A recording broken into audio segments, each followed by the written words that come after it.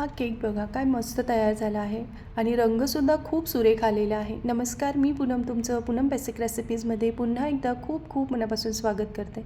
तर आज आपण कस्टर्ड फ्रूट केकची रेसिपी बघणार आहोत. तुम्ही केक बघू शकता काय मस्त तयार झालेला आहे, अगदी जाळीदार, सॉफ्ट, स्पॉन्जी. तर हा केक बनवताना आहे ना आपण ओव्हनचा वापर न करता कढईमध्ये बनवला आहे. त्याचबरोबर हा 8 दिवस तुम्ही फ्रीजमध्ये ठेवून लहान मुलं कोणी घरात असतील तर त्यांना आयत्या वेळी खाऊ म्हणून देऊ शकतात. चला तर मग रेसिपीला झटपट सुरुवात करूयात. तर आपण आज केकची रेसिपी अगदी स्टेप बाय स्टेप करणार आहोत. तर पहिली स्टेप म्हणजे ना आपल्याला एक केक टीन तयार करायचा आहे.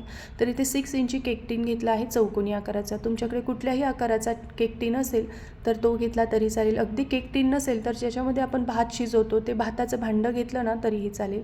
यामध्ये अर्धा चमचा रिफाईन ऑइल टाकायचं आणि ते सगळीकडे व्यवस्थित स्प्रेड करून घ्यायचं आहे. यामध्ये बॉटमला मी बटर पेपर लावून घेतला आहे. असा बटर पेपर घरामध्ये नसेल तर तुम्ही मैदा या टीनमध्ये डस्ट करून घेतला ना तरीही चालेल. त्यानेसुद्धा अगदी केक व्यवस्थित निघून येतो. पहिली स्टेप झाली आहे. आता दुसरी स्टेप म्हणजे केकमध्ये आपण तुटी फ्रुटी टाकणार आहोत. तर मी इथे पाव कप इतकी 3 रंगाची तुटी फ्रुटी घेतली, लाल, पिवळी, हिरवी. यामध्ये अर्धा चमचा आहे ना आपल्याला मैदा टाकून घ्यायचा आहे आणि हा मैदा या तुटी फ्रुटीला व्यवस्थित लावून घ्यायचा. याने काय होतं की जेव्हा आपण ही केकमध्ये तुटी फ्रुटी टाकतो ना तर ती केकच्या तळाशी जाऊन बसत नाही, व्यवस्थित इव्हनली केकमध्ये स्प्रेड होत असते.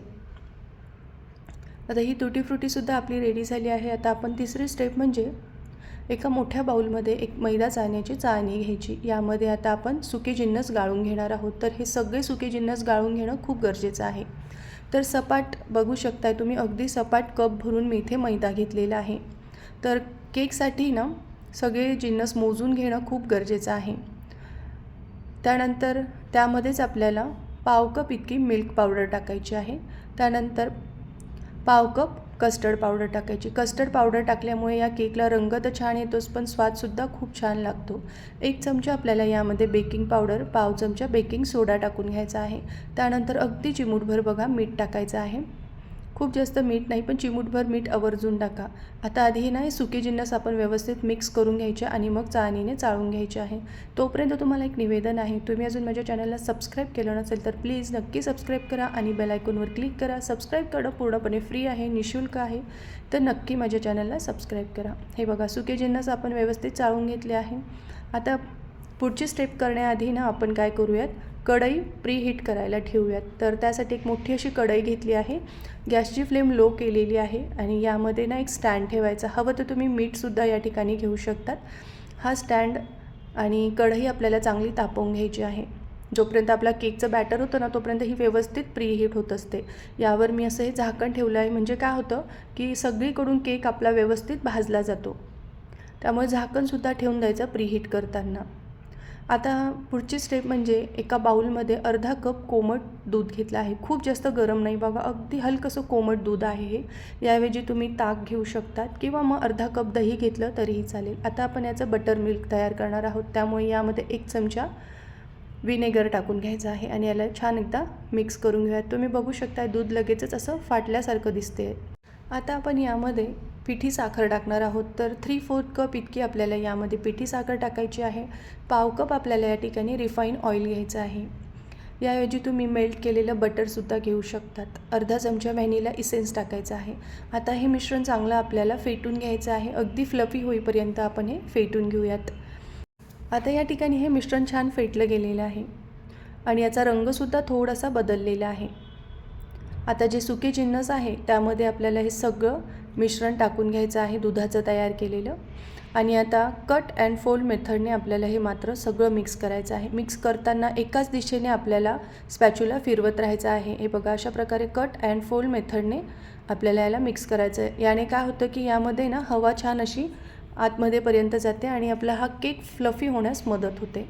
अजून हे मिश्रण मला घट्ट वाटतं आहे त्यामुळे मी यामध्ये अजून पुन्हा 2.5 टेबलस्पून इतकं दूध वापरलेलं आहे आणि आता याला छान मिक्स करून घेऊयात. याआधीसुद्धा मी भरपूर केकच्या रेसिपी आपल्या चॅनलवर अपलोड केल्या आहेत, तिथे जाऊन नक्की तुम्ही चेक करा. अगदी स्टेप बाय स्टेप आणि योग्य प्रमाण वापरून हा केक बनवल्यामुळे ना अगदी परफेक्टच तयार होईल. घरामध्ये लहान मुलं असतील तर तुम्ही हा केक आहे ना फ्रीजमध्ये 8 दिवस स्टोअर करून ठेवू शकतात. आयत्या वेळी छोट्याशा बुकेसाठी तुम्ही त्यांना हा केक तयार करून देऊ शकतात. तर आपलं परफेक्ट असं हे मिश्रण तयार झालेलं आहे. यामध्ये ज्या टुटी फ्रुटीला आपण मैदा लावून ठेवला आहे ती सगळी यामध्ये टाकायची आणि आता फक्त हलकीशी अशी मिक्स करून घ्यायची आहे. तयार केलेल्या केक टिनमध्ये हे सगळं मिश्रण टाकून घ्यायचं आहे आणि 2 वेळेस याला टॅप करायचं आणि आता हा आपण बेक करायला ठेवणार आहोत. तर बेक करण्याआधी अजूनच हा केक आकर्षक दिसावा यासाठी मी वरतून थोडीशी टुटी फ्रुटी टाकून घेतलेली आहे. एकीकडे बघा कढईसुद्धा प्रीहीट झालेली आहे. वरचं झाकणसुद्धा खूप तापलेलं असतं त्यामुळे सावकाश काढायचं आहे. आणि आता आपलं टीन ठेवून घ्यायचा केकचा, झाकण ठेवायचं आणि 35 ते 40 मिनटासाठी मंद आचेवर हा केक पूर्णपणे आपल्याला बेक करून घ्यायचा आहे. आता या ठिकाणी ना पूर्णपणे 35 मिनटं झालेले आहे. आपण काढून बघूयात. थोडासा वेळ कमी जास्त लागू शकतो. आपला केक या ठिकाणी परफेक्ट बेक झाला आहे बघण्यासाठी मधोमध्ये ना एखादी टूथपिक किंवा चाकूचं टोक टाकून बघायचं. ते क्लीन निघालं म्हणजे समजायचं की आपला केक परफेक्ट असा बेक झालेला आहे. आता आपण हा काढून घेऊयात. केक काढल्यानंतर मात्र रूम टेम्परेचरवर पूर्णपणे याला गार होऊ द्यायचं आहे आणि मग याच्या साईडच्या कडा चाकूने सोडवून घ्यायच्या आणि मग या पद्धतीने आपल्याला हा केक काढून घ्यायचा आहे. तुम्ही बघू शकताय काय सॉफ्ट आणि मस्त स्पॉन्जी केक तयार झाला आहे. कस्टर्ड पावडर वापरल्यामुळे या केकला खूप छान चव येते. मी तुम्हाला कटसुद्धा करून दाखवते म्हणजे तुमच्या लक्षात येईल.